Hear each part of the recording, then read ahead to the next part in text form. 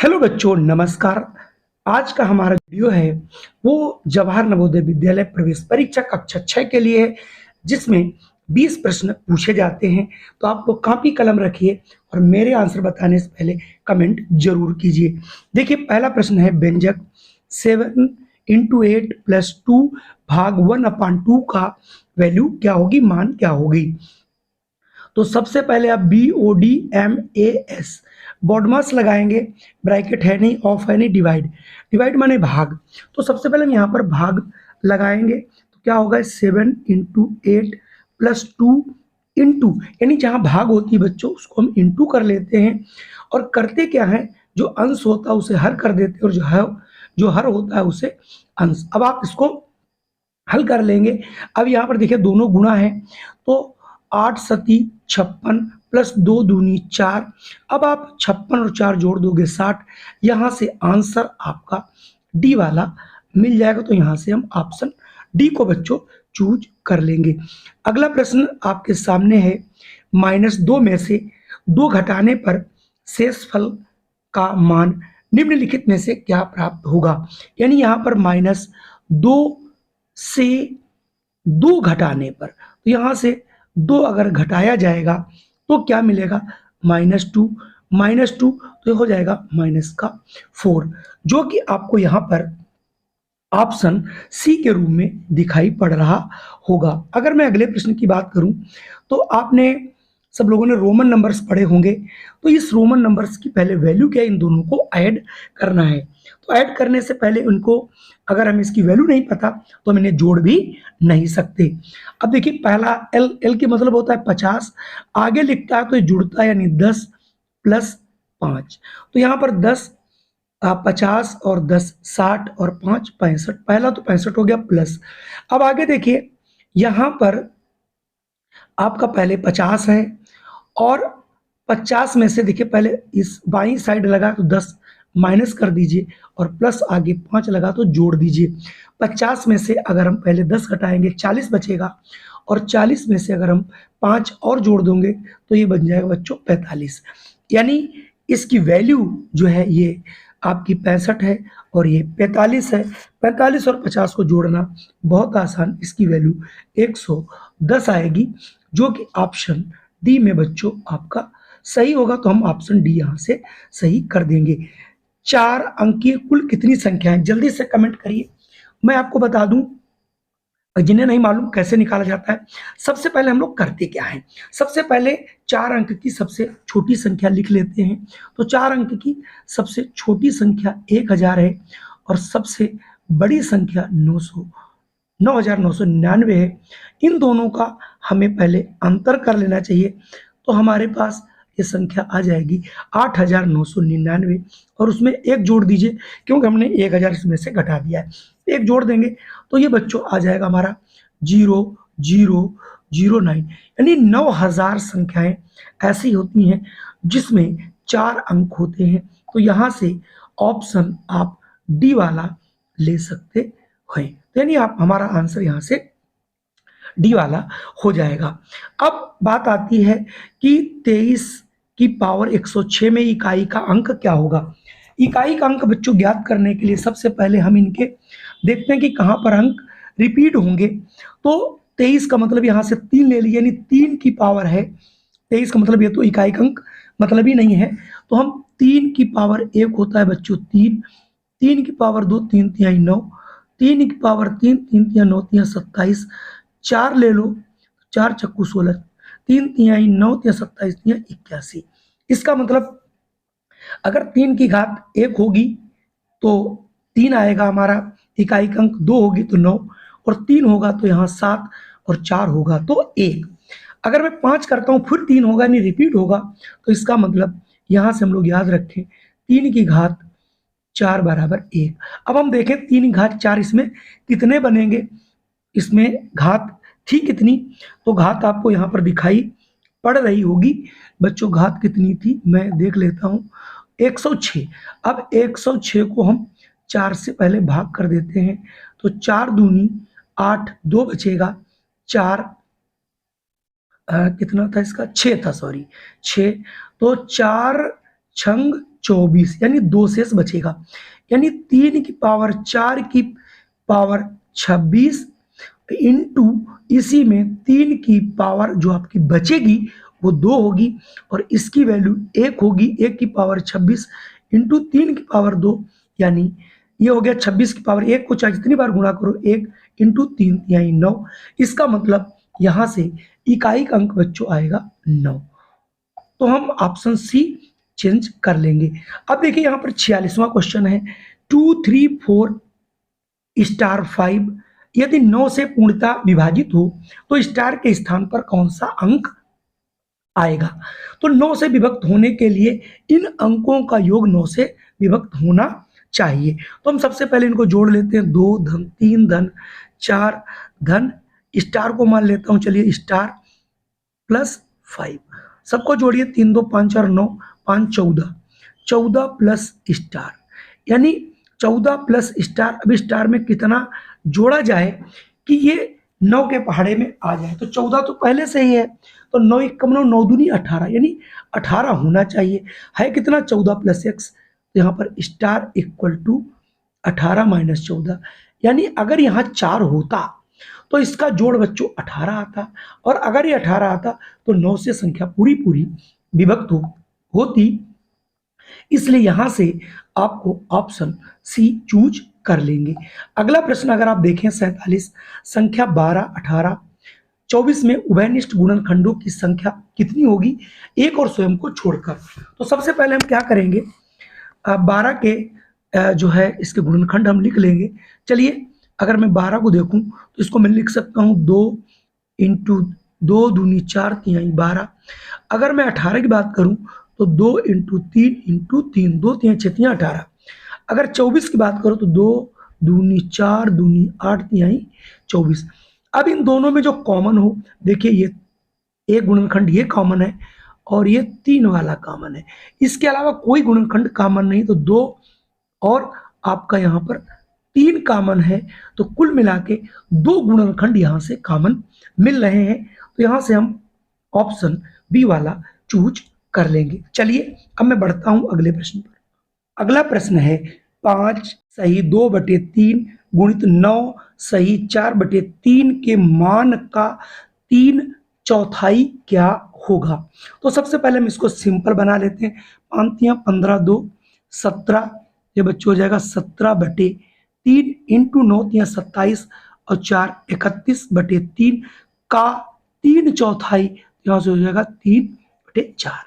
अब आप इनको बाखूबी इनकी आप लोग गुणा कर सकते हो, ये 3 3 कट जाएगा, नीचे 12 आ जाएगा और ऊपर की आप गुणा कर दोगे 17 और 31 की तो ये आ जाएगी 521। अब आप इसको 12 से भाग करोगे तो ये आ जाएगा 43 सही 11/12 यानी ऑप्शन यहाँ से बच्चों डी वाला आपका सही होगा। अब आपके सामने देखिए प्रश्न दिया गया है 5000 प्लस 9 इकाई प्लस 15,000 योगफल क्या होगा, यानी दशमलव की बात कर रहा है तो हम पहले 5000 लिख लेंगे प्लस, अब इसमें 9 इकाई तो यानी इकाई का मतलब 1 होता है, तो 9 एकम 9 प्लस 15,000 तो आप 1000 से क्या कर दो भाग, तो इसकी वैल्यू क्या होगी, इसका मतलब ये 5009 हो गया दशमलव। अब इसमें क्या करोगे 3 के बाद डेसिमल लगाना पड़ेगा, इधर से 1 2 3 तो हो जाएगा 0.015। जब आप इसको जोड़ोगे तो हो जाएगा 509.015। यहाँ से इसका एडिशन ये बनेगा और ये किस ऑप्शन में मिल रहा है, मुझे लग रहा है ये ऑप्शन आपको सी में मिल रहा है, तो ऑप्शन यहाँ से आप सी को यहाँ से चूज कर लेंगे, तो ऑप्शन सी आप यहाँ से चूज कर लीजिएगा। अगला प्रश्न है 432/625 में किस संख्या से भाग दें प्राप्त संख्या पूर्ण घन बन जाए। घन का मतलब 3 3 के जोड़े, तो अगर 400 यहाँ पर 32 लिखा है बच्चों, 432 के आप गुणनखंड करोगे तो ये आते हैं 2 गुणित 2 गुणित 2, इसको आप काट लीजिएगा अभाज्य गुणनखंड में, 3 इंटू 3 इंटू 3। अब आप क्या करिएगा, यहाँ पर आपका 625 है तो यहाँ पर ये बन जाएगा 55, 25 पंजे 125, 125 पंजे 625। अब आप देखिए, एक तो यहाँ से घन ये बन गया, एक घन ये बन गया, एक घन ये बचा क्या, वो आपको यहाँ पर ध्यान रखना है बच्चों। क्या बचा? 2/5। यानी अगर हम इसे 2/5 से भाग कर देंगे तो क्या होगा, इसका एक पूर्ण घन बन जाएगा, ये बन जाएगा, और ये दोनों हट जाएंगे। तो यानी यहाँ पर किस संख्या से? 2/5 से अगर आप इसे भाग कर देते हैं तो ये पूर्ण घन बन जाएगा। अगला प्रश्न है 126, 144 और 180 का महत्तम समापवर्त क्या होगा? तो अगर आप गुणनखंड विधि अपनाएं, 126 के गुणनखंड कर लें 2 × 3 × 3 × 7, ठीक है, 126 के ये गुणनखंड हो गए। अगर आप यहाँ पर 144 के गुणनखंड करते हो तो ये 2 दूनी 4 दूनी 8 दूनी 16 3 48 3 144। अब हमारे पास 180 बचा, इसके गुणनखंड कर लीजिए, 2 × 2 × 3 × 3 × 5। अब महत्तम समापवर्त में सभी गुणनखंडों को कॉमन लिया जाता है। यहाँ पर ये देखिए बच्चों, ये 2 कॉमन है, यहाँ भी 3 है, इसमें भी 3 है, तो कम से कम ये वाला 1 3 सभी में आपका मिल रहा है, तो 3। इसके अलावा कोई भी गुणनखंड इसमें कॉमन नहीं है, तो 3 दूनी 6 इसका महत्तम समापवर्त हो जाएगा। तो यहाँ पर देखिए 6 दिया गया है ऑप्शन ए में। अगला प्रश्न है, बराबर भुजा वाले एक वर्ग और समबाहु त्रिभुज के क्षेत्रफलों का अनुपात क्या होगा? अब अगर कोई वर्ग है तो उसका बच्चों क्षेत्रफल क्या होता है? उसका होता है भुजा स्क्वायर। अगर समबाहु त्रिभुज होता है उसका होता है भुजा स्क्वायर √3/4। तो दोनों ये भुजा भुजा कट जाएगा, ये हो जाएगा 1/√3/4, ये ऊपर चला जाएगा तो हो जाएगा 4/√3, यानी ऊपर चला जाएगा, तो ये बन जाएगा 4/√3, यानी ऑप्शन सी की बात यहाँ पर कर रहा है। देखिए अगला प्रश्न है, 560 किलोमीटर चलने में एक 7 घंटे का समय लेती है, तो 840 किलोमीटर चलने में कितना समय लेगी? इसमें आप कोई फार्मूला मत लगाइए, एक नियम लगा दीजिए। 560 किलोमीटर चलने में अगर बच्चों 7 घंटे लगता है, अगर 1 ही किलोमीटर जाना होता तो 7/560 लगता, तो 840 में कितना लगेगा? तो 840 से आप गुणा कर देंगे, ये 0 0 7 × 7 = 56, ये आ जाएगा 84/8। 8 से भाग कर दीजिए, 8 × 8 0, 4 सही 10 सही 4/8 घंटे। ऐसा तो आंसर आ नहीं रहा, तो चलिए ये 10 घंटे प्लस 4/8 घंटे, 4 × 4 दूनी 8, यानी आधा घंटा। आधा घंटे का मतलब 30 मिनट, तो 10 घंटे 30 मिनट, यानी 10 घंटे 30 मिनट कहीं ना कहीं आंसर ये ए में आपको मिल रहा है। चलिए अगला प्रश्न आपके सामने 54 है कि वर्णिका की जनवरी माह की मासिक आय 25,000 है, मार्च में उसकी आय में इतने की वृद्धि हो गई, तो बताइए उसे कुल कितना रुपया मिलेगा मार्च में? तो देखिए इसकी 25,000 तो पहले से ही भैया इनकम है, तो 25,000 प्लस अब ये 25,000 पर कितने प्रतिशत की बढ़ोतरी हो गई? 10 सही। तो आप इसको लिख दीजिए कि भैया 10 सही 10/11%। प्रतिशत का मतलब 100 हो जाता है बटे, तो ये हो जाएगा 25,000 प्लस 25,000 इंटू 11 धाम 110 और 10 ऊपर तो 120/11 और इंटू 100, तो ये दोनों जीरो आप पहले ही काट लेंगे, तो ये आ जाएगा आपका 25,000 प्लस अब ये 25 और 120 गुणा करोगे तो ये आ जाएगा आपका 30,000/11। जब आप इसको 11 से भाग कर दोगे तो ये आ जाएगा आपका 25,000 प्लस 2725 के लगभग, तो इसको जब जोड़ोगे तो आ जाएगा 27,725। तो यहाँ से 27,725 ऑप्शन बी वाला आपको यहाँ से मिल जाएगा। मैं अगर अगले प्रश्न की बात करूं 55 की, तो ये देखिए चक्रवृद्धि ब्याज जैसे नहीं होता उसका फार्मूला है। तो यहाँ पर पूछ रहा है कि 1 मिनट में इसको देख, हाँ ठीक है, किसी शहर की आबादी 4% वार्षिक दर से वृद्धि होती है। यदि शहर की वर्तमान आबादी 15,000 हो तो 2 वर्ष बाद बढ़कर के कितनी हो जाएगी। तो इसके लिए फार्मूला होता है, आप समझ लो, a बराबर P1 प्लस R बटे 100 की पावर, यानी चक्रवृद्धि ब्याज जैसी बढ़ती है, यानी मिश्र धन कितना हो जाएगा ये प्राप्त करता है। तो a बराबर P यानी आज है 15,000, 1 प्लस ये हो जाएगा 4 बटे 100, कई वर्ष के लिए, 2 वर्ष के लिए, 4 एकम 4 दूनी 8, तो ये हो जाएगा बच्चों 15,000 इंटू 25 एकम 25 एक 26, 26 बटे 25 इसका होल स्क्वायर आप कर देंगे। जैसे ही आप इसको करोगे तो आ जाएगा 15,000 इंटू 26 इंटू 26 बटे 25 बटे 25, ठीक है। अब आप इसको काट दीजिए, 25 एकम 25, 25 छक्का 150 होता है बच्चों, 600।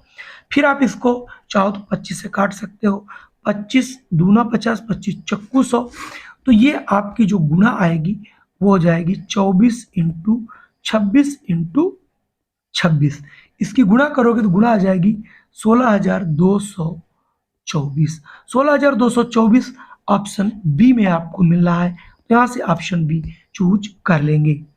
अगला प्रश्न है, 7 लगातार सम संख्याओं का औसत 30 है तो सबसे बड़ी संख्या क्या होगी। सम है और 7 है, तो 7 का मतलब हो गया यह से आपकी जो बीच की है, मतलब चौथी संख्या वो 30 ही होगी, क्योंकि इसका इन्होंने सम दे रखा 30। तो आगे कितनी होगी बच्चों, 32, अगली 34, फिर 36। ऐसे ही इधर आपकी देखिए 28 हो जाएगी, ये 26 हो जाएगी, ये आपकी कितनी हो जाएगी 24। तो देखो 3 और 3 इधर, तो सबसे छोटी 24 होगी, सबसे बड़ी 36 होगी। हमने कैसे जाना, कुछ नहीं करना, चूंकि 7 थी तो चूंकि उसका औसत 30 दिया तो बीच वाली संख्या हो गई 30, ठीक है। तो सबसे बड़ी पूछ रहा, तो सबसे बड़ी संख्या यहाँ कितनी हो जाएगी बच्चों 36, कुछ भी आपको करने की जरूरत नहीं थी। अगला प्रश्न है, ये 10% की हानि पर बेची गई किसी वस्तु का विक्रय मूल्य 720 हो तो वस्तु का क्रय मूल्य क्या होगा।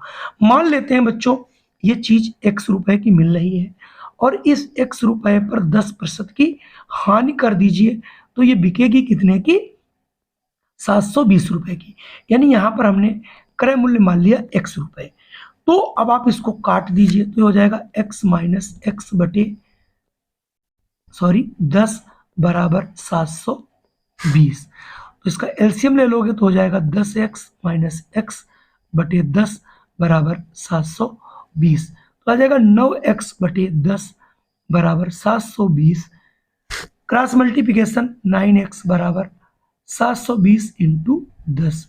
तो यहाँ से हम लोग निकालेंगे x बराबर 720 इंटू 10 बटे 9, 9 एकम 9 ही 72, तो 8 धाम 80, यानी यहाँ पर इसकी जो लागत मूल्य होगी वो बच्चों 800 रुपए आएगी, जो कि ऑप्शन डी में आपको दिखाई पड़ रहा है। अगर मैं 58 की बात करूं तो 6,250 का 5% वार्षिक ब्याज की दर से 4 वर्ष का साधारण ब्याज क्या होगा। तो आप लोग सभी को पता है साधारण ब्याज बराबर होता है मू सा दा बटे 100। मूलधन आपका 650 रुपए है, दर 5% है, समय 4 वर्ष है, बटे 100 आप करोगे। जैसे ही आप इसको काट दोगे 0 और 0, फिर आप इसको आराम से काटने के बाद 5 एकम 5 दूनी 10, 2 एकम 2 दूनी 4, आप दोनों की गुणा कर लोगे, 2 पंजे 10 और 2 दूनी 4, 1 5 2 छंग 12, यानी 1250 रुपए आपको साधारण ब्याज मिलेगा, जो कि ऑप्शन बी में मिल रहा है। अगला प्रश्न है, 12 मजदूर किसी दीवार को 6 दिन में तैयार कर सकते हैं, तो कितने मजदूर 8 मजदूर उसे कितने दिन में तैयार कर लेंगे। इसके लिए हमने फार्मूला आपको बहुत बार बताया है, आपको कुछ नहीं करना है, M1D1 बराबर M2D2, मतलब M मतलब मैन, D मतलब दिन, और इधर भी 2 इक्वेशन है। जब 12 मजदूर थे तो इसको 6 दिन लगता था, अब आपके मजदूर हैं 8, कितने दिन लगेंगे नहीं पता, तो D2 बराबर 12 इंटू 6 बटे बच्चों 8 आ जाएगा। अब आप इसको यहाँ से काट लेंगे हम लोग, कैसे? 4 दूनी 8, 4 तिहाई 12, 2 एकम 2 तिहाई 6, यानी 3 तिहाई 9।